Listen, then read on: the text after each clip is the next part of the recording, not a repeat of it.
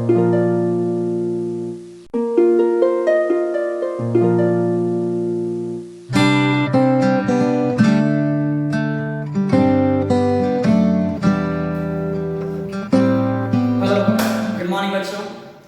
લોકો chapter number 1 ની શરૂઆત કરી ચૂકેલા હતા. બહુ દિવસોથી આપણે ચેપ્ટરને ભણતા છે.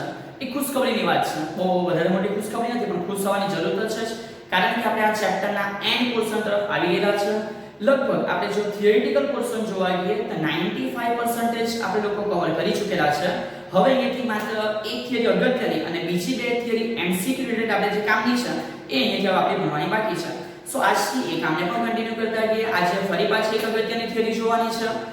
લાસ્ટ સેશનની અંદર, લાસ્ટ વિડિયોની અંદર આપણે જે થિયરી જોઈલી હતી એ ગાઉસના નિયમનો ઉપયોગ કરીને અનંત લંબાઈના સળિયાનું વિદ્યુત ક્ષેત્ર શોધેલું હતું. શોર્ટ રિમેમ્બર ઇક્વેશન શું હતું? અનંત લંબાઈના સળિયાના વિદ્યુત ક્ષેત્રનું ઇક્વેશન E = લેમ્બડા અપોન 2 પાઈ એપ્સિલોન 0 ઇન્ટુ 1 અપોન r. એ જ વસ્તુને સદિશ સ્વરૂપે દર્શાવી હોય તો સદિશ E, રાઈટ? તો સેમ ઇક્વેશન પણ એટ ધી એન્ડ આપણે ફરી પાછું એક વસ્તુ એડ કરેલું જેને આપણે r કેપ કીધેલું. સો જે r કેપ છે એ એવું દર્શાવે છે કે ત્યારે જે વિદ્યુત ક્ષેત્ર છે એ ત્રિજ્યાવર્તી દિશામાં, જો સળિયા ઉપર ધન વિદ્યુત ભાર હોય તે બહાર હોય અને જો સળિયા ઉપર વિદ્યુત ભાર ઋણ હોય તે કાં હશે? અંદર હશે. સો આ રિલેટેડ ચર્ચા આપણે છેલ્લા વિડિયોમાં કરેલી છે. જો કોઈ વિદ્યાર્થીઓનો એ ટોપિક બાકી હોય તો એ વિડિયોને રેફર કરી લેવા, બીકોઝ એના રિલેટેડ જ થિયરી આ પણ છે. એ કન્સેપ્ટ તમને માઇન્ડમાં સેટ છે, તો આ કન્સેપ્ટને માઇન્ડમાં સેટ થવા માટે કોઈ વધારે લાંબો સમય લાગવાનો નથી. તો કામ સ્ટાર્ટ કરતા કે આજની થિયરીને આપણે લોકો કન્ટિન્યુ કરશું. ઓકે, સો સ્ટાર્ટ કરીએ. આજની થિયરી છે સેમ જ, પણ સમજો આજે કોના રિલેટેડ ચર્ચાઓ છે. કાલની જે ચર્ચાઓ હતી એ ગાઉસના નિયમનો જ ઉપયોગ હતો. આજે પણ એ છે, ગાઉસના નિયમનો જ ઉપયોગ કરીને. ઓકે, સમજો. અનંત વિસ્તાર ના પૃષ્ઠ માટે વિદ્યુત ક્ષેત્ર. ઓકે, સો કન્સેપ્ટ માઇન્ડમાં સેટ થયો. આપણે લાસ્ટ ટાઈમમાં જે ચર્ચા કરેલી હતી એમાં એક રોડ સળિયો લીધેલો હતો, વિદ્યુત ભારિત હતો. બંને પ્રકારની પોસિબિલિટી, ધન બી લેવાય અને ઋણ બી લેવાય. આજની ચર્ચામાં આપણે રોડ સળિયાને સાઈડ ઉપર મૂકવાનો છે, પૃષ્ઠ લેવાનું છે. અને સમજો કે એ પૃષ્ઠ છે, પણ બીજી વસ્તુ એ પણ જોવાની છે કે જો લખેલું છે પૃષ્ઠ એ અનંત વિસ્તારનું છે, એનો મીનિંગ એવું કહી શકાય કે એની જે લેન્થ છે એ બી ઇન્ફિનિટી સુધી છે અને એની જે વિડ્થ છે એ બી ઇન્ફિનિટી સુધી જાય છે, રાઈટ? સો એવું કોઈ સમતલ આપણે લઈએ, એવું કોઈ પૃષ્ઠ આપણે લઈએ, તો એ પૃષ્ઠ માટે કેટલું વિદ્યુત ક્ષેત્ર છે ગાઉસના નિયમનો ઉપયોગ કરીને આપણે લોકોએ મેળવવાનું છે, રાઈટ? સો જેવી રીતે કાલે આપણે પહેલા એક સળિયો લીધેલો હતો થિયરીને શરૂ કરવા માટે, એવી રીતે આજે આપણે પહેલા એક પૃષ્ઠ લેશું. હા, સળિયો પણ ઇન્ફિનિટી લંબાઈનો નહીં દોરાય, એવી રીતે આ પૃષ્ઠ પણ અનંત લંબાઈનું દોરી શકાતું નથી, બટ એકવાર જસ્ટ ધારતા રહીએ. સમજો ઇન્ડિવિડ્યુઅલી આપણે કંઈક લઈ લઈએ, સમજી લેશું કે અનંત વિસ્તારનો પૃષ્ઠ છે, રાઈટ? થોડું એસમ્પશનથી કામ કરવું પડશે બીકોઝ જરૂરી વસ્તુ છે. સો સમજો આપણે ધારી લીધું કે એક ઇન્ફિનિટી, રાઈટ, કે જેના માટે કહી શકાય કે એરિયા ક્ષેત્રફળ અનંત છે એવું આપણે એક પૃષ્ઠ લીધેલું છે. સૌથી પહેલું સમજો આ પૃષ્ઠ લીધે આપણે એક ઓપ્શન ડિસાઈડ કરી દેવો પડશે કે ધન વિદ્યુત ભાર સાથે આગળ વધવું છે કે ઋણ વિદ્યુત ભાર સાથે. જનરલી આપણી ચર્ચાઓ ધન માટે વધારે સુટેબલ હોય. મેં સમગ્ર પૃષ્ઠ ઉપર નથી દોરતો, પણ આજે દોરું છું એના પરથી સમજી જજો કે સમગ્ર પૃષ્ઠ ઉપર આ રીતે ધન વિદ્યુત ભાર વિતરિત થયેલો છે. કમ્પ્લીટ. બીજું કે જો વિદ્યુત ભાર ધન છે તો આપણે ધારી લેશું કે આ પૃષ્ઠ માટે, રાઈટ, આ પૃષ્ઠ માટે જે વિદ્યુત ભાર ઘનતા છે, રાઈટ, એ વિદ્યુત ભાર ઘનતા સિમ્પલ વસ્તુ છે. સળિયો હતો, લંબાઈ હતી, તો ત્યારે પૃષ્ઠ વિદ્યુત ભાર ઘનતા લેમ્બડા લીધેલું. તો અહીંયા પૃષ્ઠ છે, પૃષ્ઠ માટે ક્ષેત્રફળ એરિયા આવે એટલે એના માટે આપણે જે વિદ્યુત ભાર ઘનતા લેશું એ પૃષ્ઠ વિદ્યુત ભાર ઘનતા હશે. એ પૃષ્ઠ વિદ્યુત ભાર ઘનતાને સિગ્મા કહેવાય અને સિગ્માનું એક નોર્મલ ઇક્વેશન છે, હવે તે માઇન્ડમાં સેટ હોવું જોઈએ કે વિદ્યુત ભાર Q અપોન એનું જે ક્ષેત્રફળ છે એ શું આવે E. સો આ વસ્તુ પૃષ્ઠ માટે આપણે ધારેલી છે. એક અનંત વિસ્તારનું પૃષ્ઠ છે, રાઈટ, દોરી નહીં શકાય પણ આપણે સમજી લેશું કે એક અનંત વિસ્તારનું પૃષ્ઠ છે. અનંત વિસ્તારના પૃષ્ઠ ઉપર ધન વિદ્યુત ભાર છે, વિદ્યુત ભાર ધન છે, તે પૃષ્ઠ માટે જે વિદ્યુત ભાર ઘનતા છે એ પૃષ્ઠ વિદ્યુત ભાર ઘનતા આવશે. એનું મૂલ્ય પોઝિટિવ જ હશે. કેમ? કારણ કે જે વિદ્યુત ભાર છે એ પણ કેવો છે? પોઝિટિવ છે. સો આપણે લોકો અહીં સુધી પહેલા ધારી લીધું.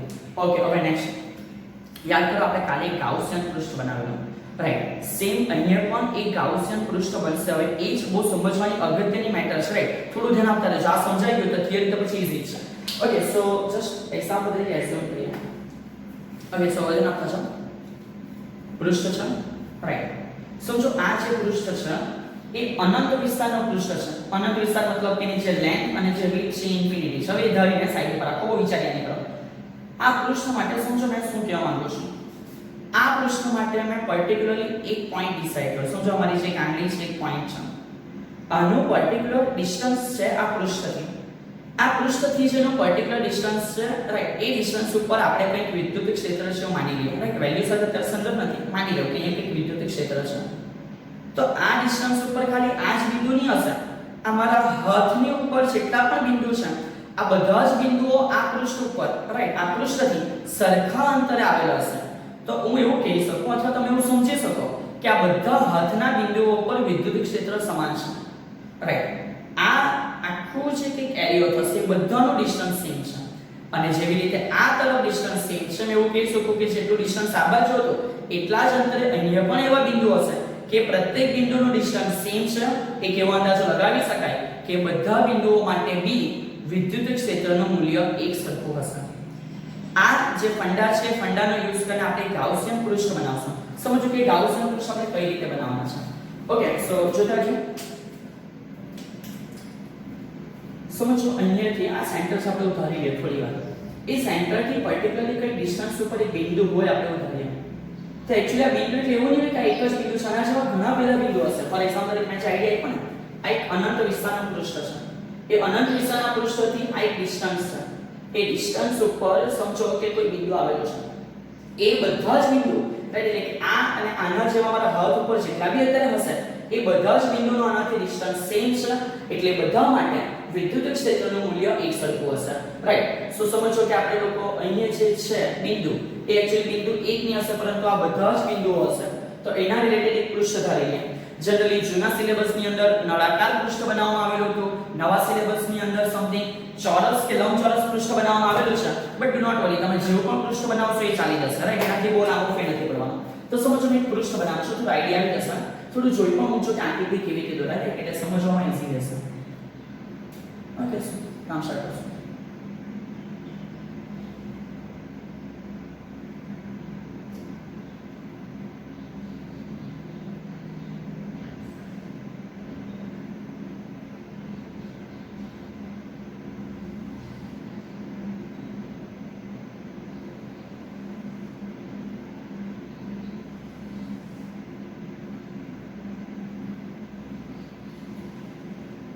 ખૂબ સારું આઈડિયા આવતો હશે. શું દોરાઈ રહ્યું છે થોડી વાર સમજવા પ્રયત્ન પણ કરજો, કારણ કે જરૂરી વસ્તુ છે. હા થોડા અપ એન્ડ ડાઉન હશે, સમજવા માટે ઈઝી છે. શું સમજો કે આપણે એક પૃષ્ઠ ધારી લીધું. તમને લગભગ ત્રિપરિમાણિક રીતે થોડો ઘણો આઈડિયા આવી ગયો હશે. હવે એ પૃષ્ઠની અંદર મેં તમને કહેવા સમય કોઈ આ જ મેટર છે. સમજો આ પૃષ્ઠ જે છે એનાથી આ પૃષ્ઠના બધા જ બિંદુઓના સેન્ટરથી જો ડિસ્ટન્સ હોય તે સરખા જ હશે, રાઈટ. એટલે કે આની ઉપરના તમામ બિંદુઓ આ પ્રાથમિક પૃષ્ઠ આપણું જે છે એનાથી સમાન અંતર આવેલા છે. તો આ બધાનો ડિસ્ટન્સ સમાન છે. એટલે આપણે એક ધારણા મૂકી શકીએ કે આ બધા બિંદુઓ, સમજો કે અહીંયા કોઈ બિંદુ P આવેલું છે, તે બધા P બિંદુઓ માટે વિદ્યુત ક્ષેત્ર સરખું હશે. સિમિલરલી આ બાજુની પણ ચર્ચા કરું તો આ બધા બિંદુઓ પણ જેટલું અહીંયાથી ડિસ્ટન્સ છે એટલું ડિસ્ટન્સ અહીંયાથી પણ છે. તો સમજો કે અહીંયા કોઈ બિંદુ આપણે P' ધારી લઈએ તો આ P' માટે પણ વિદ્યુત ક્ષેત્રનું મૂલ્ય સેમ જ હશે, રાઈટ. સો અહીંયાથી મેઈન કામ ચાલુ કરતા જો આપણે કાલનો જે નિયમ હતો એ નિયમ પ્રમાણે જ પહેલા આના જેટલા પણ ભાગ થાય છે એ ભાગ માટે આપણે પહેલા ફ્લક્સ શોધશું, રાઈટ. એ ફ્લક્સ મળી જાય ત્યાર પછી કુલ ફ્લક્સ, અને કુલ ફ્લક્સ પછી આપણે લોકો ઉપયોગમાં લેતા છે ગાઉસનો નિયમ. હવે અહીંથી સમજો કઈ રીતે જોવાનું છે. સમજો આ જે પૃષ્ઠ છે, રાઈટ, એ પૃષ્ઠ માટે જો આપણે આ સરફેસ જોઈએ જે મેં હાઇલાઇટ કરેલી નથી એના સિવાયની સરફેસ, તો એ બધી સરફેસો માટે આપણે લોકો એક વસ્તુનો અંદાજો લગાવી શકશું. સમજો શું અંદાજો છે. આ આપણું મેઈન પૃષ્ઠ છે, રાઈટ. આની જે ચાર સપાટીઓ છે એ ચાર સપાટી આ રીતે છે, પહેલી, બીજી, ત્રીજી અને ચોથી. આપણે હાઇલાઇટ કરેલી છે એ આ બે સપાટી છે, આ પ્રથમ સાઈડ ઉપર અને આ બીજી સાઈડ ઉપર, રાઈટ. તો સમજો મેં શું કહેવા માંગુ, આ ધન વિદ્યુતભાર છે તો ધન વિદ્યુતભારનું ક્ષેત્ર આ રીતે કે બહારની દિશામાં ફેલાયેલું હશે, લંબ હશે, રાઈટ. સમજવામાં થોડી કાળજી રાખજો. આ વિદ્યુત ભારોના ક્ષેત્રો આ રીતે કેવા હશે? ધન વિદ્યુત ભાર છે પૃષ્ઠથી ક્યાં જતા હશે? બહાર. અને આ બધી જે સપાટીઓ છે એ બધી સપાટી સમથિંગ આ જે પૃષ્ઠ છે પૃષ્ઠને કેવી છે જનરલી આપણે જોવા ગઈએ તો સમજો કે આ રીતે સપાટી છે. આ પહેલી છે, આ બીજી છે, આ ત્રીજી છે અને આ ચોથી છે. તો આ રીતની આ ચાર સપાટીઓ છે. એ ચારે ચાર સપાટીના જો ક્ષેત્રફળ જોવા ગઈએ તો ડેફિનેટલી ક્ષેત્રફળ વિદ્યુત ક્ષેત્ર સાથે લંબ છે. કેમ? આ પૃષ્ઠ છે, સમજવામાં કાળજી રાખવાની છે. આ પૃષ્ઠ માટેનું વિદ્યુત ક્ષેત્ર છે. અને જો કોઈ પણ સપાટીને હું જોઈ રહ્યો છું, ફોર એક્ઝામ્પલ તરીકે સમજો કે આ આડી સપાટી આપણે ધ્યાનમાં લઈએ તો એનું ક્ષેત્રફળ આ રીતે બહાર હશે. કેમ? તો જ આપણને દેખાય છે ને. તો આ પૃષ્ઠ છે, આ પૃષ્ઠનું વિદ્યુત ક્ષેત્ર છે, સમજવામાં કાળજી રાખજો. અને આનું વિદ્યુત ક્ષેત્ર બહાર જાય છે. તો જો આ બહાર જતું હોય તો પણ એવું કહી શકું કે એંગલ જે જનરેટ થાય છે એંગલ કેટલો છે? 90 છે. આઈડિયા આવશે. થોડું કોમ્પ્લિકેટેડ ઇમેજિનેશન છે પણ હોપ સો તમે કરી શકશો. તો અત્યારે હું કહી શકું કે આ ચારે ચાર જે સપાટી છે રાઈટ, એટલે કે જે પૃષ્ઠને સમાંતર નથી એટલી બધી, એ બધી સપાટી માટે ખૂણો બનવાનો છે 90 રાઈટ. સો ધ્યાન આપતા જાઓ. જે સપાટીઓ પૃષ્ઠને લંબ છે રાઈટ, તે દરેક સપાટી માટે ફ્લક્સ. હવે એ બધી સપાટીનું જો ફ્લક્સ જોવા ગઈએ કેવી છે? પૃષ્ઠને લંબ છે અને ડેફિનેટલી એંગલ 90 બનશે રાઈટ. સો એ જે પૃષ્ઠને લંબ સપાટી છે એના માટે જો આપણે ફ્લક્સ શોધીએ એનો ϕ1 કહીશું. તે ϕ1 આપણને જનરલી આવું મળે E * A. અહીંયા આપણે ફરી પાછું છૂટું પાડીએ E A cos θ આવે, પરંતુ અહીં કીધું એ પ્રમાણે એવું નથી કે પૃષ્ઠ લંબ છે પણ એક્ચ્યુઅલી ક્ષેત્રફળ અને વિદ્યુત ક્ષેત્ર બેની વચ્ચેનો જે ખૂણો છે એ પણ 90 છે. અને 90 છે તો આઈડિયા આવી જાય કે E A cos 90 અને cos 90 નો આન્સર 0 છે. આ બધી સપાટીનું જે ફ્લક્સ થવાનું એ ફ્લક્સ શૂન્ય થવાનું રાઈટ. કમ્પેર કરતા રહેજો. પહેલામાં વક્ર સપાટીનું ફ્લક્સ આવેલું, આમાં એ 0 થઈ ગયું. હવે આપણે જે કેલ્ક્યુલેટ કરવાના એ આ જે પૃષ્ઠ છે પૃષ્ઠને આ બાજુનું એક સમતલ અને આ બાજુનું સમતલ એવું કહેવાય કે એને સમાંતર છે. એટલે કેવા છે? સમાંતર. અને એવા બે છે રાઈટ. તો લખશું કે જે સપાટી પૃષ્ઠને કેવી હતી? લંબ. તો અહીં લખશું જે સપાટીઓ એટલે કે પૃષ્ઠ મુખ્ય પૃષ્ઠ ને સમાંતર છે રાઈટ. હવે એના માટે આપણે લોકો ફરી પાછું ફ્લક્સ ફાઇન્ડ આઉટ કરશું. તો એના ફ્લક્સને હું ϕ2 કેમ? હવે થોડું સમજો રાઈટ. એ ϕ2 સૌથી પહેલા સમીકરણ તો E * A છે, પરંતુ એને હું 2 વડે ગુણી દેવા. કેમ 2 વડે ગુણેલા છે? બીકોઝ હવે કેટલી સપાટીઓ છે? 2. આ પહેલી અને આ કઈ છે? બીજી. સો એના માટે તમે હું કહી શકીશ કે ϕ2 E A સમાંતર છે એટલે ખૂણો 0 બને એટલે cos 0 * 2. સો ફાઇનલી cos 0 નો આન્સર 1 છે. આઈડિયા આવી જશે ને? જે cos 0 છે નો આન્સર કેટલો છે? 1 છે. તો જે સમાંતર સપાટી છે એનું ફ્લક્સ કેટલું થશે? તો કે 2 ટાઈમ E * A એટલે કે 2 ટાઈમ E * શું આવી જશે? A. સો એવું કહી શકાય કે ટોટલ આ 6 જે સપાટી થતી હતી રાઈટ, આ 2 અને બીજી 4, એમાંથી આ 4 નું તો 0 છે ને આ 2 છે એનું ફ્લક્સ આપણને મળ્યું 2 E * A. હવે આપણે લોકો આગળ વધશું કુલ ફ્લક્સ બાજુ. સો કન્ટિન્યુ કરતા જશું. સો અહીંયાથી કુલ ફ્લક્સ એ જે કુલ ફ્લક્સ છે કુલ ફ્લક્સને હું phi કહી દઉં. phi = ϕ1 +ϕ2 હશે. સો પરિણામી phi નો આન્સર જે પહેલા માટે છે 0 છે, તો જે બીજા માટે છે એ આપણો પરિણામી phi છે. સો phi = 2 E * A. આ થયું આપણી જે સરફેસ એટલે કે જે ગાઉસિયન પૃષ્ઠ આપણે ધારેલું હતું, જે બનાવેલું હતું એના માટેનું કુલ ફ્લક્સ. જેવું કુલ ફ્લક્સ આવી જાય એટલે આપણે ગાઉસનો નિયમ લાગુ પાડશું. સો અહીં લખતા જશું કે નેક્સ્ટ ગાઉસના નિયમ અનુસાર, તે ગાઉસના નિયમ અનુસાર આપણે કહી શકીએ કે phi નો મીનિંગ શું છે? તો કે sir q/ε0 = 2 E * A. Idea આવે છે? નેક્સ્ટ again આપણે ઓલરેડી ધારી ચૂકેલા છે કે જે સિગ્મા છે એનો મીનિંગ q/a છે. સો અહીંથી અત્યારે એવું આપણે કહી શકીએ, શું કહી શકીએ કે જ્યાં જ્યાં q છે ત્યાં તમે સિગ્મા * A લખી શકશો. સો આ વસ્તુને આપણે અહીંયા ઉપયોગમાં લેતા જઈશું રાઈટ. સો ધ્યાન આપતા જો આપણે આ વસ્તુનો અહીંયા ઉપયોગ કરશું. સો કન્ટિન્યુ કરતા ગયા. જે q છે એનો મીનિંગ સિગ્મા * A થશે divided by epsilon 0 = 2 E * A. Simple છે. બોથ સાઈડ તમને આઈડિયા આવી જશે. સર ક્ષેત્રફળ કેન્સલ થઈ ગયું. Yes right, you are completely okay. So E = આ જસ્ટ ઉપરથી ટૂંકા આવી ગયા નીચે, એટલે આપણને આન્સર મળ્યો સિગ્મા / 2 epsilon 0. ઓકે, આ અદિશ સ્વરૂપનો આન્સર આપણો રેડી થઈ ગયો.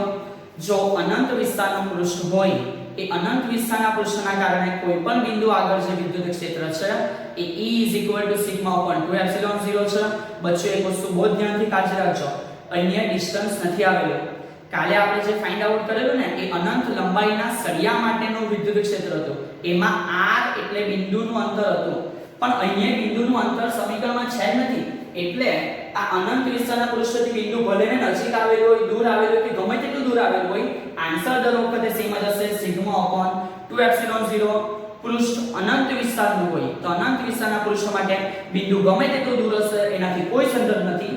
આન્સર બધા બિંદુ માટે વિદ્યુત ક્ષેત્રનો સેમ જ હશે.